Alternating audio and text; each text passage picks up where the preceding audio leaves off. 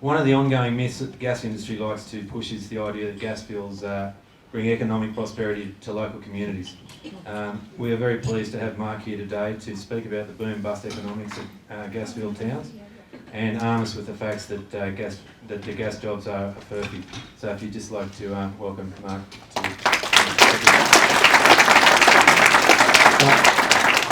Thanks, Simon. And I'll pass this around. This is just if you want to be updated on Australian Institute research. We do a lot of work on the economics of mining, so it might be something people are interested in. So I'll pass these around if people want to just leave your name and email address. Just make sure you print really clearly your email address because it's often hard to decipher. So yeah, I'd just really like to thank everyone who's organised this for inviting me along, and it's really great to see so many people because it's such an important issue on so many levels. So fantastic to see you all here, and the Narrabri Gas Project and is actually a really important issue, not just for this area but nationally. I think in terms of the spread of unconventional gas throughout Australia. I think the people, there's no real justification for a big new gas field in itself. You know, people don't. Nobody really wants the holes in the ground or the pipeline or everything else, all the infrastructure that goes with it. But people perceive certain benefits or needs for it, and one of them is the need for energy, which I think has really been covered off brilliantly by Nikki and Bruce. But I guess the other justification is the economic benefits, or the perceived or claimed economic benefits. So that's the bit I'm going to talk about, and the reason I'm talking about it, I guess, is to hopefully provide people with some just some simple arguments that you can that are helpful in countering some of the claims that the industry makes when they're out there trying to spruik the project.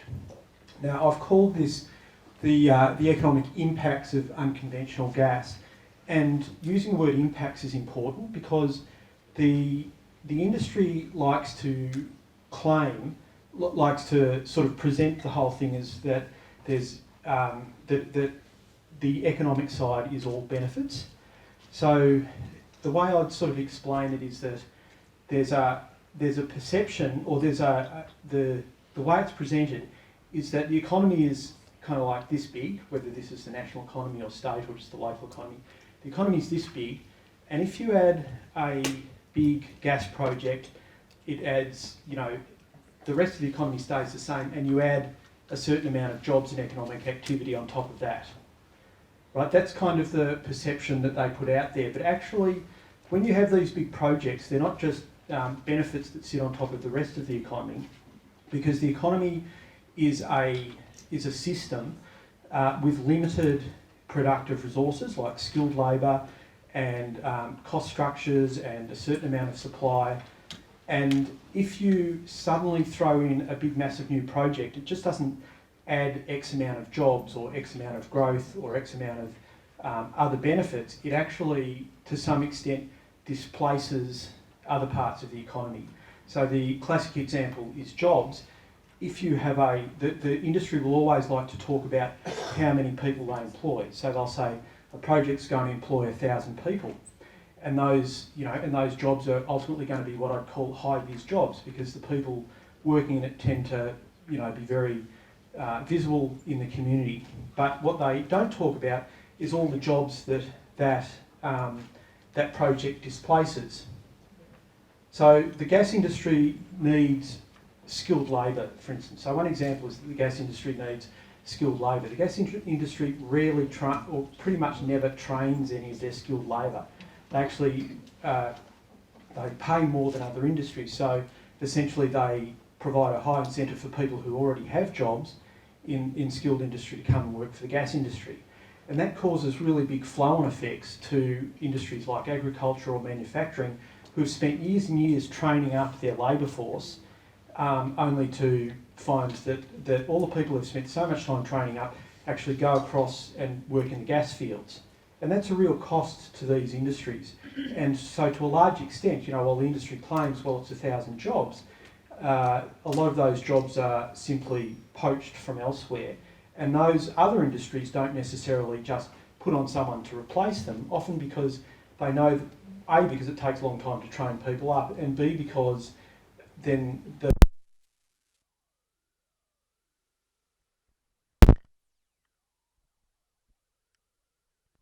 losing jobs in other industries. So I'm not the only one who says this. You probably won't be able to read this from the distance, and I hate putting up these kind of complicated tables, but the reason I put it up is that this is actually from an environmental impact statement from Queensland, from the Surat gas project in Queensland, and they do what they call an input-output table, and they actually work out how many jobs will be, they think will be gained in a particular, in the gas, in all industries, gained or lost in all industries. So the additional jobs plus and then minus the displacement. So for instance, this is saying that this gas project in Queensland would have added, 180 jobs during the 180 mining jobs and 315 construction jobs during the 2014 to 2019. But it also says that there's going to be a loss of 457 manufacturing jobs during that period, and 50, 60 agricultural jobs and jobs in other sectors as well. Right, now remember, we wouldn't actually agree with all the assumptions they've made. Because they're spruiking the project, they're probably being optimistic about the overall gain of jobs. They'll say there's a net gain of jobs. But to some extent, and often to a very large extent, the new jobs are construction jobs, temporary construction jobs, that are displacing long-term jobs in manufacturing and agriculture and other industries. Displacement applies with other, apparent benefits such as economic growth as well.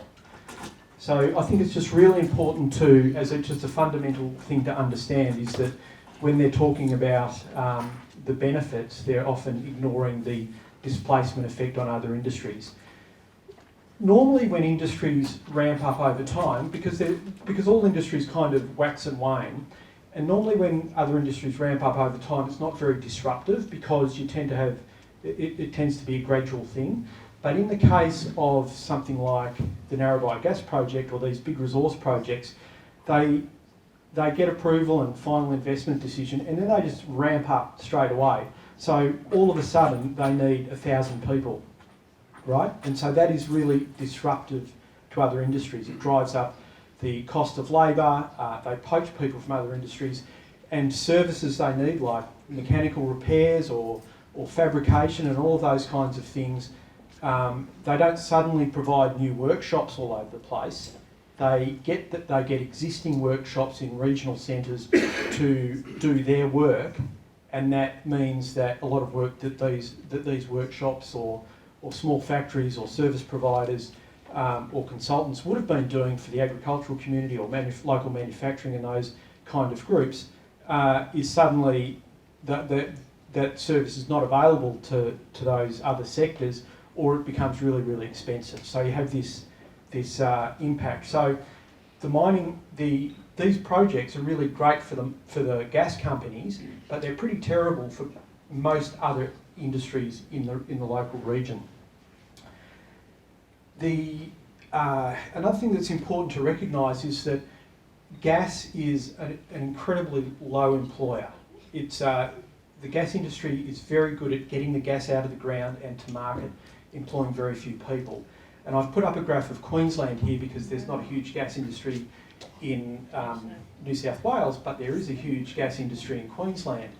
And the oil and gas industry, I'm not sure if you can read it from there, but it's that last one. And I think they employ around 9,000 people at the moment. So a massive industry that makes billions of dollars every year, employs about 9,000 people. It's an absolutely tiny employer relative to pretty much any other industry. It's also really important to remember the labour intensity relative to other industries. So all that means is that per dollar of what we'd call net present value, so basically the value of money spent in the industry minus the costs, so this is the amount of people employed per $1 million of net present value. So if you spend $1 million on healthcare or retail or education or manufacturing, you employ, between 10 and 17 people, but that same $1 million being of value in the oil and gas industry employs 0.7 people, because it's highly mechanised and doesn't need very many people to actually extract the gas and get it to market. So if jobs is your aim, like if you're a government trying to provide jobs, this is the worst possible industry to be pushing. Because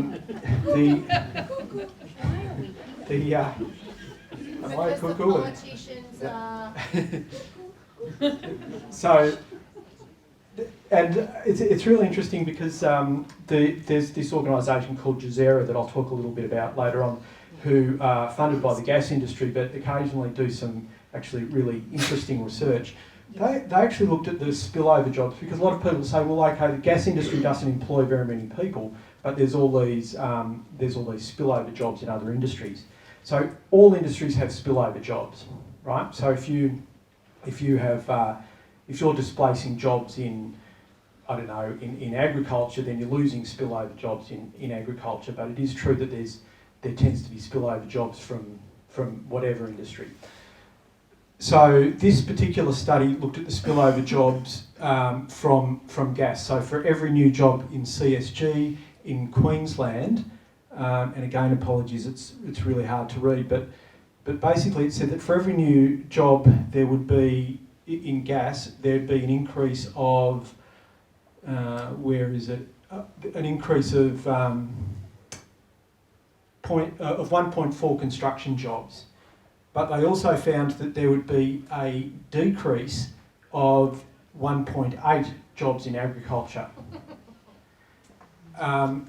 The other thing that is really interesting that they found, that there would be outside of outside of construction and professional services, there was pretty much no impact on any other sector. So no net increase in jobs at all. And that really amazes me, because the rollout of CSG in Queensland is one of the most massive ramp-ups of an industrialisation, ever in history globally, and yet overall they didn't employ a single additional person, on balance in a service station, right? It didn't employ any more people in retail or manufacturing. It had no net increase. Local government too? Local government as well? So government, I don't think there was any net increase as well. In fact, a lot of the modelling shows a decrease in, I'm not quite sure how the modelling works on this, but it shows a decrease in employment of government. That's actually a better, that's the same data presented a little bit better. So, and the reason for this is that the gas industry is really great at capturing the benefits. You know what I mean? There are benefits, there are economic benefits from oil and gas. Like if you sell the gas, you make money, that's an economic benefit, but it all goes to the gas industry, and very little of it flows on to other industries. In the gold rush in Victoria, we've got all these beautiful buildings in towns that were, because the miners made a lot of money and they wanted to create beautiful buildings and build libraries and all of that kind of thing. That doesn't happen now, because the gas industry is a big global industry and doesn't want to make Narrabri a beautiful place. It wants to capture as much of the benefit as it can for itself. So jobs are, one thing that, one benefit that's often spruiked by the gas industry and people in the government. And another is obviously government revenue, so taxes and royalties. The gas industry is amazing in terms of how little it pays to either federal or state government. So the lion's share of taxes, the federal taxes, are corporate tax, and the lion's share of taxes to the state are royalties. So in terms of corporate tax, these are the big, all the big companies operating CSG in Queensland. That's their income every year in the often in the billions of dollars, and this is the amount of company tax and resource rent tax that they paid last year. And they do that through having, the way tax is often avoided.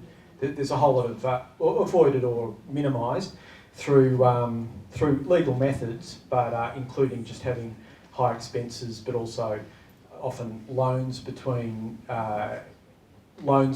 parent companies overseas and in Australia, and also using offshore marketing hubs and a whole lot of methods like that. So that's to the federal government. To the state government, it's mostly royalties, and royalties are charged on the value of the gas that's extracted, minus the expenses. So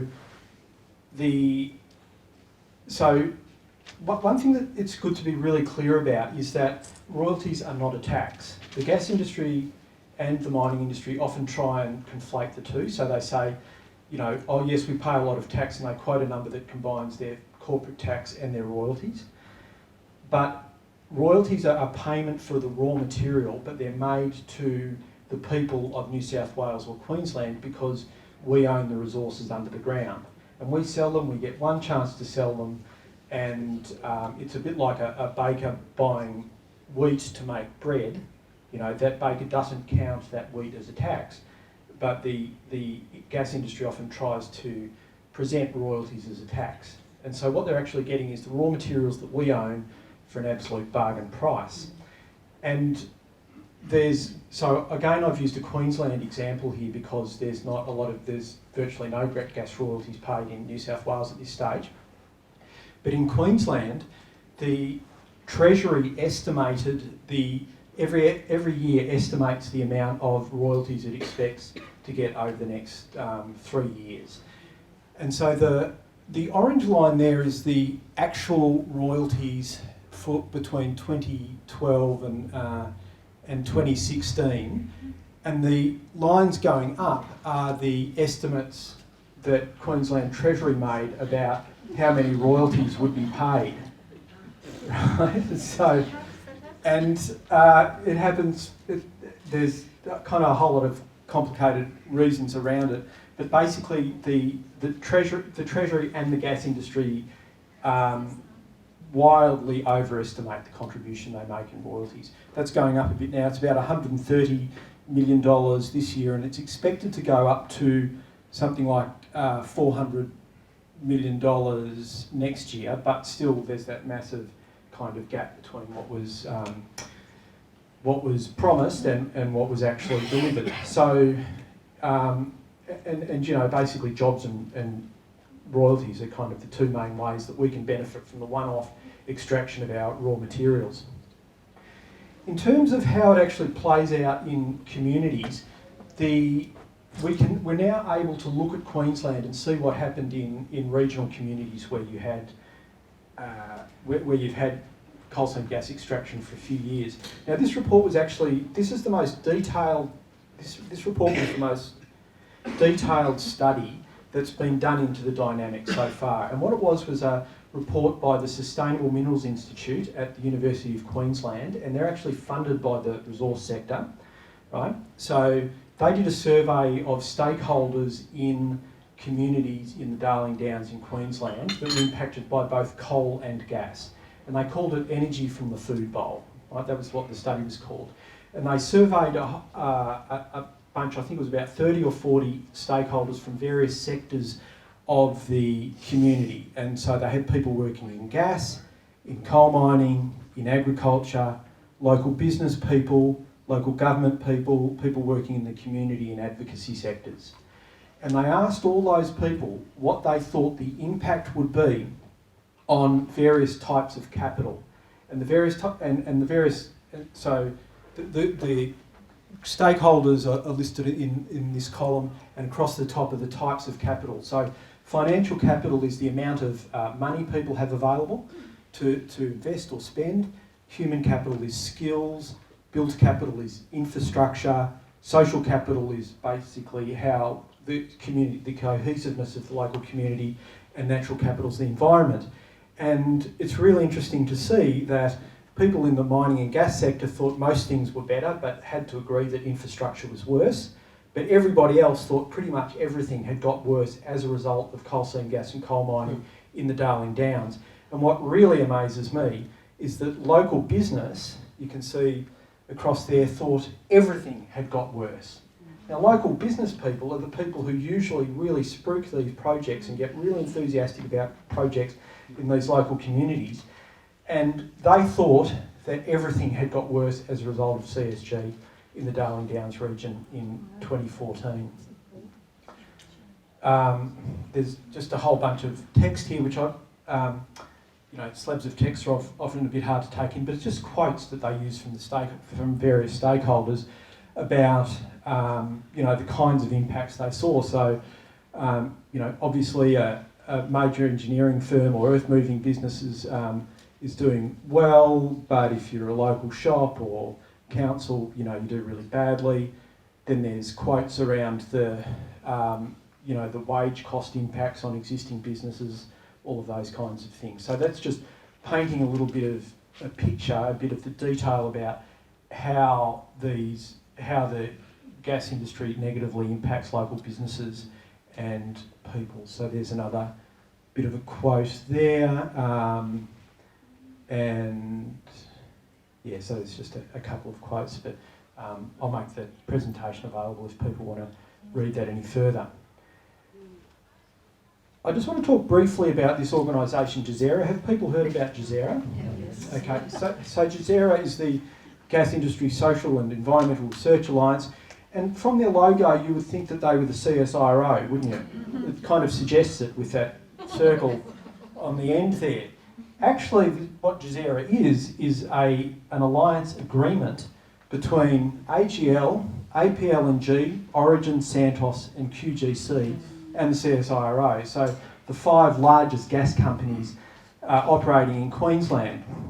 Now, all of these gas companies have a majority. Well, they have half the representatives on the National Management Committee of Jazeera, and they have gas industry executives on all the research management committees throughout Australia.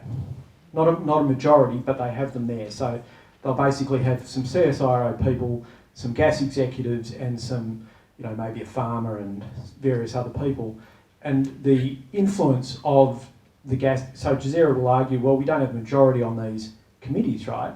But if you're a gas industry executive amongst a whole lot of people who know very little about gas, you are very influential on these local committees. So anyway, they're rampantly, in my view, advocates for the gas industry. However, they do some interesting research because they do have some quite good researchers, but it's the way that it tends to get spun. And so a big report they did was a survey of community attitudes, a bit like that UQ one I was talking about in the Darling Downs.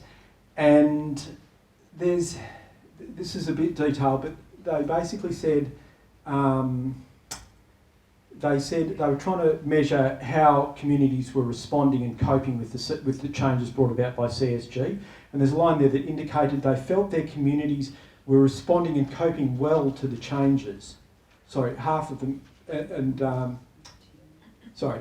the community were responding and coping well to the changes.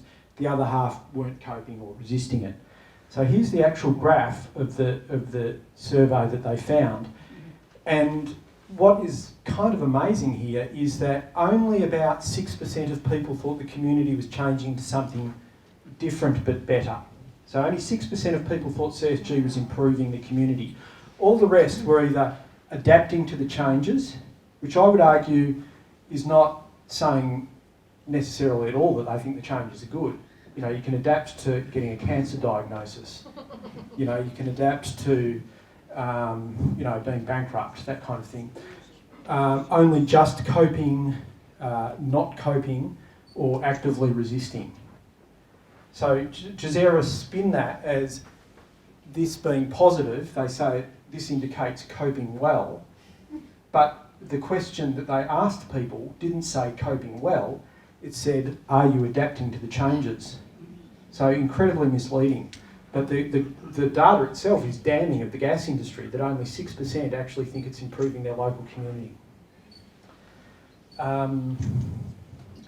This is from the same report, and I'll just go through this quickly. This is actually, in the interest of time, I won't bother with this one just because it's a bit. People will be able to look at this later, and I'm happy to explain it later. But it's probably just to get through the material.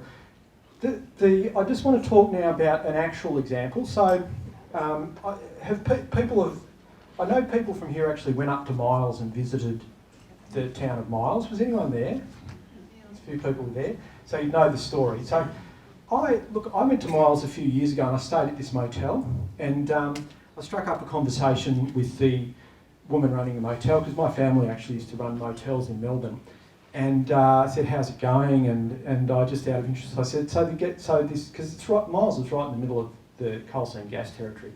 And the woman said, and I said, so all this gas industry stuff must be, you know, you must be pretty busy. And she said to me, do you work for the gas industry? And I said, no. And she said, come and have a look at this. And so we walk out the front door and she said, that used to be our car yard in town. Over there, that was our subway. This is just from the front gate of the motel. That was our subway, so you can see it's closed. That was our caravan park, so that's closed. This is all from the. This is all just right in front of us. Those service departments, they've been empty for 3 years since they were built. And then she suggested I go and talk to the local real estate agent and speak to him, and he pointed out to me that they'd actually, investors from Miles and from around other people as well, but from the local community and from around Australia, invested in building suburbs on the outskirts of Miles. So I'm not sure how many houses, but a lot of houses. And so we went out and visited them, all empty and gated up. And the reason was that the gas industry and the government, when they were trying to sell the project, right, so they need a project approval and they need social licence. So in the lead up, they went on this tour of these towns, and they said to people, this is going to be great for you guys. There's going to be heaps of people coming and living in Miles. We need to ramp up accommodation and services, and everyone's going to make heaps of money. So the people of Miles actually took them seriously and kept communicating with them and built whole suburbs, right? And then Origin then built a workers' camp 20 kilometres out of town, and nobody ever came and lived in these places.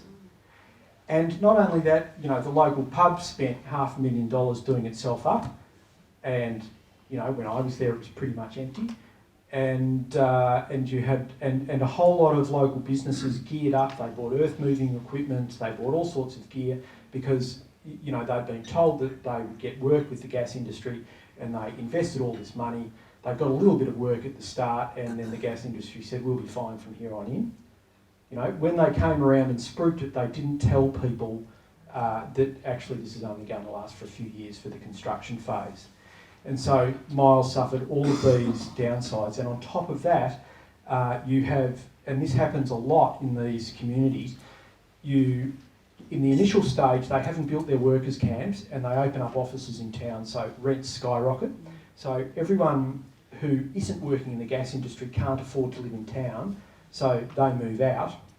And then people build all of these, spend all the money gearing up, and then prices crash again. And this is actually again, it's hard if you can't read it, but this is actually valuations in 2013, 2014 of all the properties they built, and then valuations in 2016. So properties that were 240,000, worth 240,000 in 2013-14 were worth 35,000 in 2015-16. So, you know, you can say, well, you know, they took that risk and what suckers they are, but these kinds of things have really terrible impacts on the people who get sucked into these kinds of investments, and it just really highlights the boom bust. There's an aberration there. Yeah. Windsor Cottage, what's that one? The 350,000. Around the wrong way. it's around the wrong way. I think that's why the arrows are Alright, there. Yeah. sorry. Typo. There was nearly one So winner. Yeah. I was thinking, The what a rapid lady. evaluation of those properties will suggest that in the future there's a chance that the whole dynamics will change as different socio-economic groups will actually hit town, and Yeah. that can have a whole different, Yeah. do you know what I mean? So when I went there, an example of that is I went there and so the Flash Hotel, we thought, oh, we'll stay at this Flash Hotel. This was before we went to the motel. And we walked in, it's all been done up to the nines and, you know, empty. And and then we said, have you got any accommodation? They said, yeah, upstairs. And so we went upstairs, and upstairs was really kind of, was actually pretty much full of people from a very low socio-economic background who had just come to town recently. And that's why, because then they had an influx of people coming and living in Miles who were low socio-economic groups. So, you know, so that has a whole other range of sort of effects on the town as well. I've been going for a while, haven't I? So I might just, there's macroeconomic impacts which I won't really speak to at the moment, but I think I'll just, because, you know, these kinds of effects, they're sort of the impacts on local communities. There's a whole range of effects on the national economy as well that are kind of similar, and that's called the resource curse, and that means that, you know, the overall resource boom also displaces jobs across the entire Australian economy. So that's probably another issue that I'll talk to at a different time, given the opportunity. So thank you, and I thought.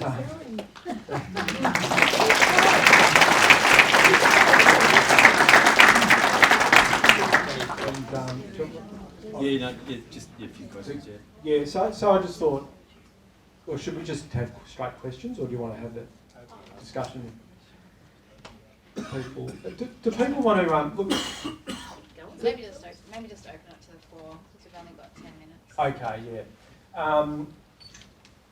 Yeah, so I do really want this to be useful. So, like, think about how this can actually be made useful for you to actually get out there and talk to people in the community. But happy to take questions. In relation to Miles, I think I'm correct in saying that the council itself are $20 million in debt. Council themselves in Miles are $20 million in debt because of the infrastructure they put in for these new suburbs in the way of water and sewage and everything else. So that's just another big kick that the whole community's had. Yeah, they've also upgraded all their facilities, such as the water processing, and rates are all doubling. I was talking to a property owner up there a few months ago who was at Injune, and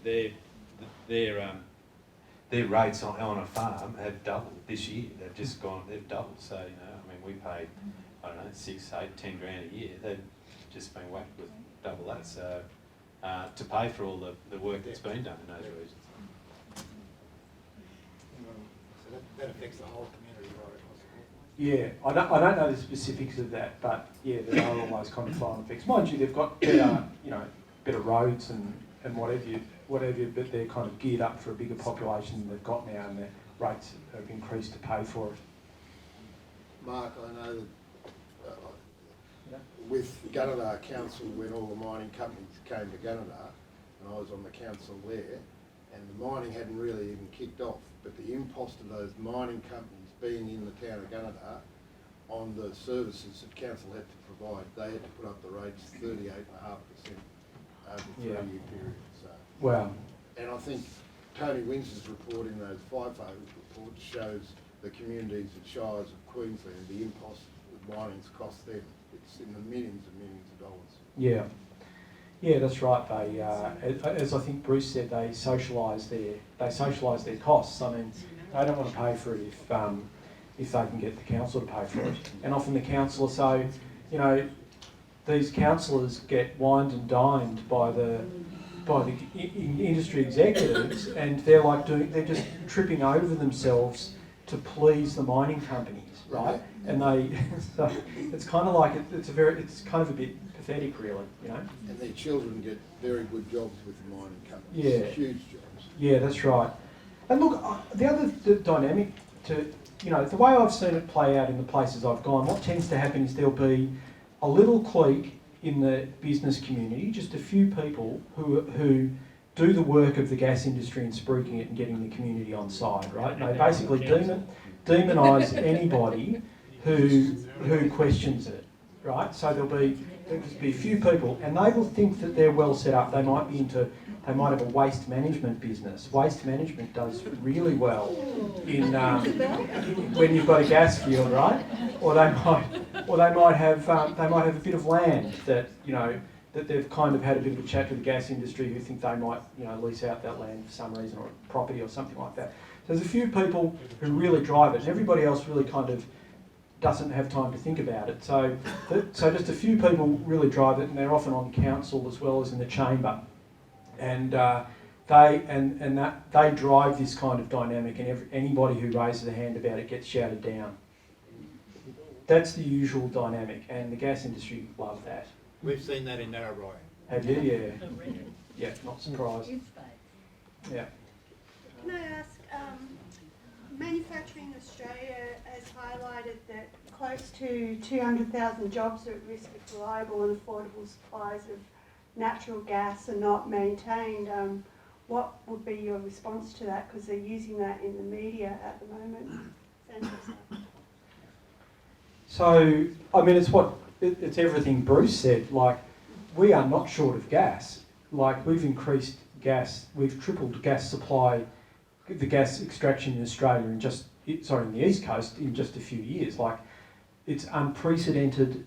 In world history, there has been few examples of any industry ramping up so quickly and extracting so many resources so quickly, right? There's no shortage of gas. It's just that it's all being exported. And nobody who knows anything about it believes that mining more gas is going to bring the price down. Yeah, but that figure of 200,000 jobs in relation to that, where's that coming from? Yeah, well, look, that's... yeah, so they get modeled. It's probably done by Acel Allen or someone like that, right? And they do modelling, and they make all sorts of assumptions about that. And I'd have to kind of look at the modelling, but that sounds a bit over the top. Well, it sounds very over the top to me. Yeah. But to the extent it's true, and there's probably is some loss of manufacturing jobs that can actually be slated home to the gas companies, not people resisting more gas coming online. And they'll try, and that's their tactic. They're kind of, they're like guilty as sin about this, but they're trying to blame people who are trying to prevent gas being extracted in their local communities, because otherwise they cop it. It's a bit like the 10,000 jobs that Arnie promised. Yeah, that's right. Oh, it's just with the industry spruik workforce and then the flow on effects from that workforce. Is it possible to extrapolate the crowd-out effect on other industries and then the flow-on effects of the crowd-out effects on those other industries, for argument's sake, manufacturing and agriculture? Is that what you do when you define how many jobs are going to be affected by the introduction of this industry? So that chart I had for the Arrow project purports to do that. That looks at the overall impact on jobs in all industries, and they use a model to do that.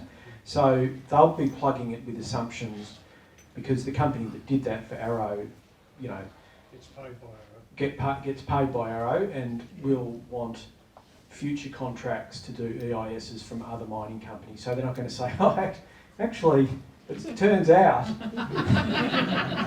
this is a disaster.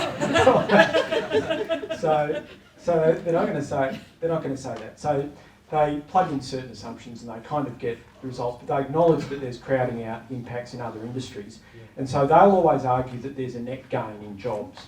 And, you know, maybe there is, but a lot of that net gain, pretty much all of that net gain, is likely to be short-term construction jobs that crowds out long-term jobs in agriculture and manufacturing. So, and, you know, we could do modelling on it, but we don't, you know, there's so many assumptions underpinning all of this kind of thing that we see it as kind of guesswork, so we don't really go down that track so much. There's nothing like using the industry's own data to throw back on Yeah. themselves. Yeah, absolutely. Yeah. When they talk about an increase in jobs in any sector, are they talking about extra bodies, or are they talking about full-time equivalent, where every time they get 40 extra hours, that counts as a job, even though it might be split as a little bit of overtime or a little bit of casual work and has little overall impact, but they're claiming that growth in jobs as full-time jobs, and it's not. Yeah, it would depend on the assumptions they've used. I actually looked at the Narrabri one on the way up, and it just didn't have much information. It said basically it had about 130 jobs in this region, I think, on average, and but it didn't have really. It didn't have much detail on exactly what that meant. So, yeah, you'd have to look at any specific case. Can I give you permission to go back and ask the right questions then? Thank you. I'll take you up on it. No worries. All right. Great. Thank you.